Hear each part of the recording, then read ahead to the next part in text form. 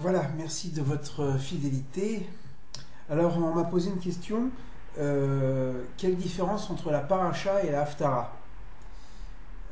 C'est-à-dire pourquoi on lit la Torah dans le rouleau et qu'à la fin, il y a une personne qui lit dans le livre. Bon, alors j'ai déjà expliqué un petit peu ce qu'est la paracha et la haftara pour répondre à cette question. Donc la paracha, qui vient du verbe parosh en hébreu, ça veut dire extraire, c'est l'extrait de la Torah, du Pentateuque, du livre de Moïse, que nous lisons le Shabbat et les jours de fête. Mais on va uniquement se limiter au Shabbat. Donc nous lisons toute la Torah en un an, et on découpe donc le Pentateuque, les 5 livres de Moïse, en différentes sections, qu'on appelle une paracha. Dans le monde séfarade, on dit plutôt paracha, un extrait. Dans le monde ashkénaze, on dit la sidra, l'ordonnancement.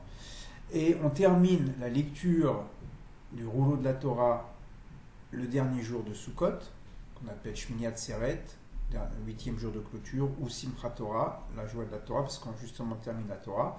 Et le Shabbat d'après, Sukkot, on recommence le rouleau de la Torah. Bon. Donc ça, c'est la paracha. Et nous commençons chaque Shabbat, chaque samedi matin, là où on s'est arrêté le Shabbat précédent. Bon, là, au moment où je suis en train d'enregistrer, nous sommes entre la paracha de Pécoudé, qui est la fin de Shemot, et de l'Exode, et Vaïkra, que nous allons lire cette semaine, les premiers chapitres du Lévitique. Bon. Ça, c'est pour la paracha, pour faire simple. Il faut savoir à l'époque, dans l'Antiquité, il y avait deux découpages. Il y avait le découpage de Babylone en un an, et il y avait le découpage d'Israël, de Judée, en 3 ans. Donc, globalement, on suit un cycle d'un an dans les synagogues pour que toutes les synagogues du monde entier aient le même rythme. Bien.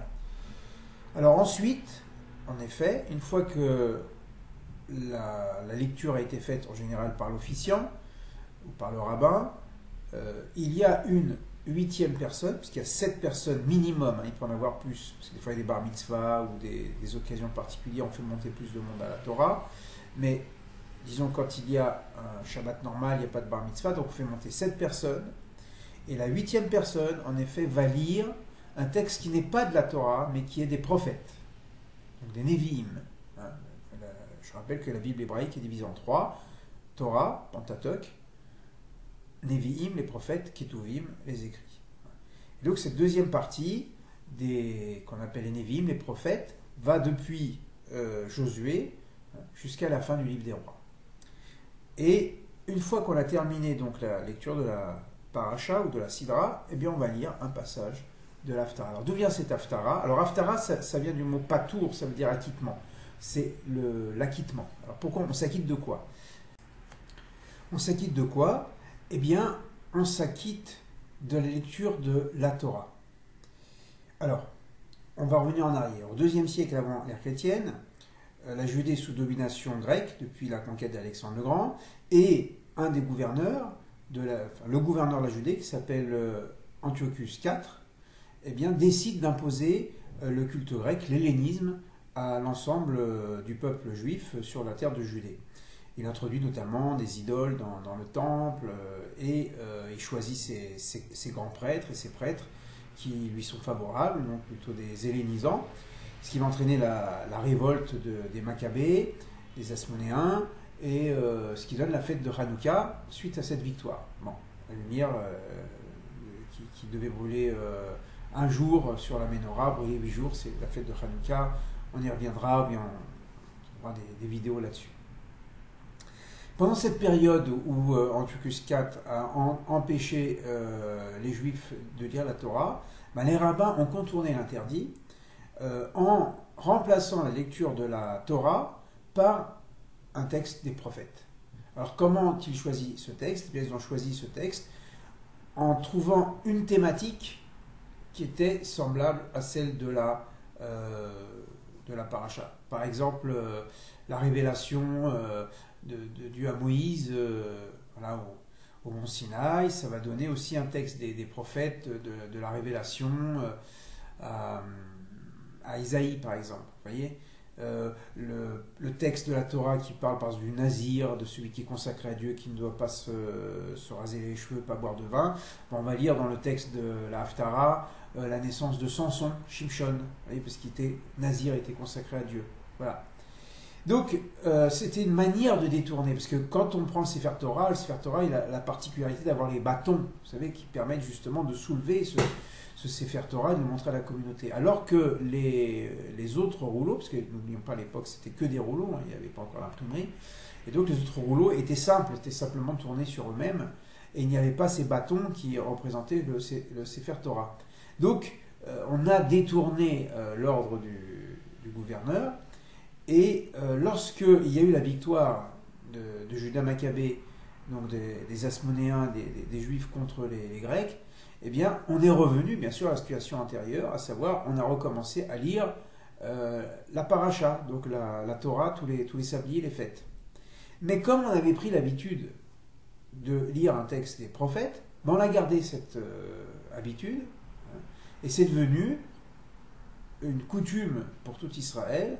Après avoir lu la paracha, on lit la Haftara, et ainsi, le Shabbat et les fêtes, il y a cette personne supplémentaire qui lit, non pas dans la Torah, mais dans le livre, puisque ce texte est mentionné dans le texte de la Bible, et on le lit avec une intonation, une cantillation particulière. Voilà l'origine, hein, de la Haftara.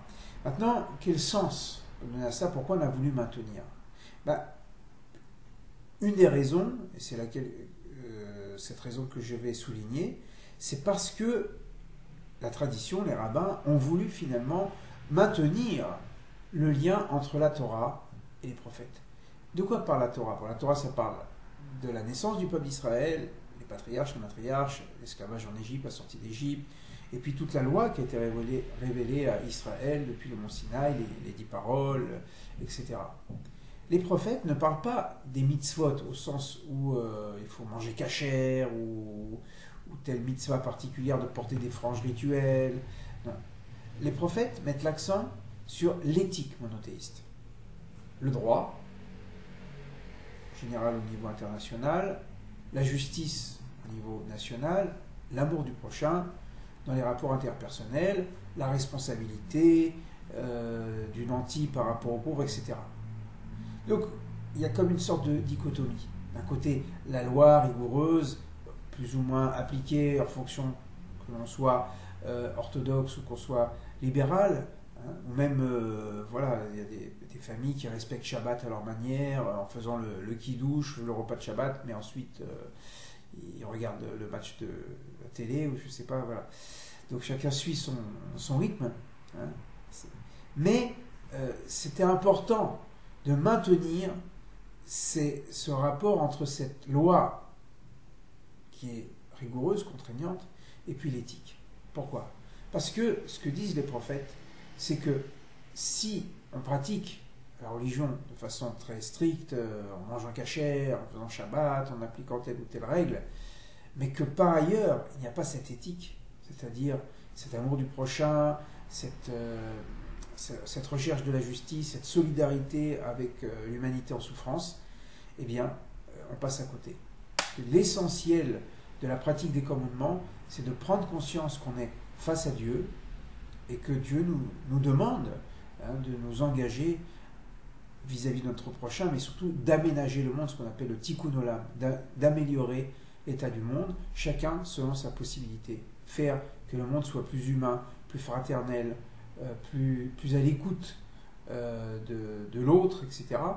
Et voilà pourquoi la tradition a voulu maintenir la lecture de la Haftara. La Haftara veut nous dire attention à ce que la loi qui est mentionnée dans la loi de Moïse, hein, eh bien, ne vous rende pas en quelque sorte fermé au monde et que vous finissiez par oublier les grands principes que le prophétisme, ça veut dire que Dieu demande à Israël et à l'humanité. Voilà, je vous remercie, j'espère que ça a été suffisamment clair et je vous dis une prochaine fois pour une autre vidéo. Au revoir.